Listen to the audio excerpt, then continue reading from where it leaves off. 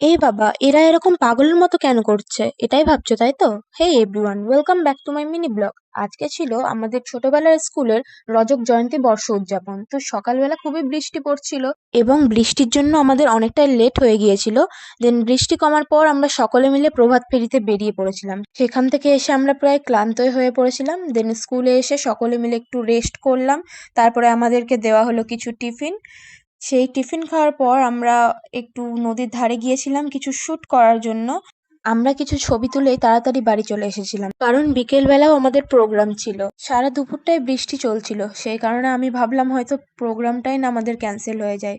সন্ধেবেলা আমার রেডি হতে অনেকটাই দেরি হয়ে গেছিল এবং সকলে মিলে আমাকে ফোনও করছিল। তারপরে রেডি হয়ে আমরা মুক্তমঞ্চে গেলাম, সকলে মিলে আমাদের প্রোগ্রামটা হচ্ছিল মুক্তমঞ্চে। সেখানে কিছুক্ষণ দাঁড়ানোর পর আমার কিছু ছোটবেলার বন্ধুদের সঙ্গে দেখা হয়ে গেছিল।